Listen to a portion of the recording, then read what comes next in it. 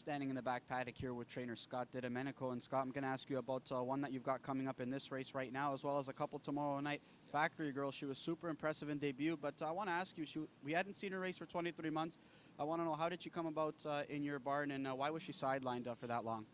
So Miss Cornell bought this filly with the thought of maybe breeding her, and those plans kind of fell through. Sarah Andrews trained her back at the Meadows, did a great job. She qualified very well there, and was very impressive her first start here.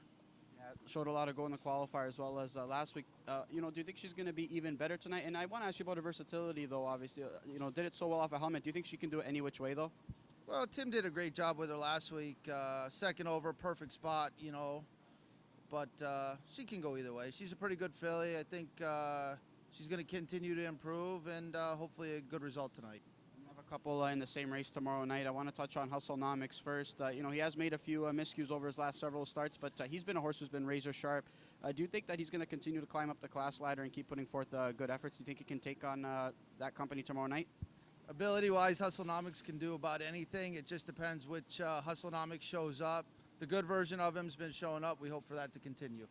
When you speaking of that, though, is that something that maybe you notice in warm-ups, when you go and warm him up, if he's going to put forth a good effort, or do you really not know until he gets up behind the gate? With him, it's if he gets away from the gate, good. He's got a little issue with the gate, going to the gate, but once he does that, usually he's fine, and you got to give John Ali a lot of credit for the job he's done with him. Another one that you have in that race, Distant Drums. He was a new recruit as well, off a couple qualifiers, but he did make a bobble in that first one. Maybe talk about what happened there and what you thought of his performance first time out. So he was a horse. He won 9 in a row at the Meadows earlier in the year. They had some trouble out there with him. He made some breaks. The first qualifier, I tried him at Chester. He ran there. We made some shoeing changes, some rigging changes. And, Tim was very happy with him last week. We look for a good result tomorrow. Tomorrow, you think that good week and everything, you think tomorrow will be even better than likely needed that start?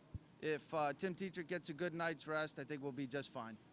All right, there's some confident words from Scott, and thanks. I appreciate your time. You got it. Thank you.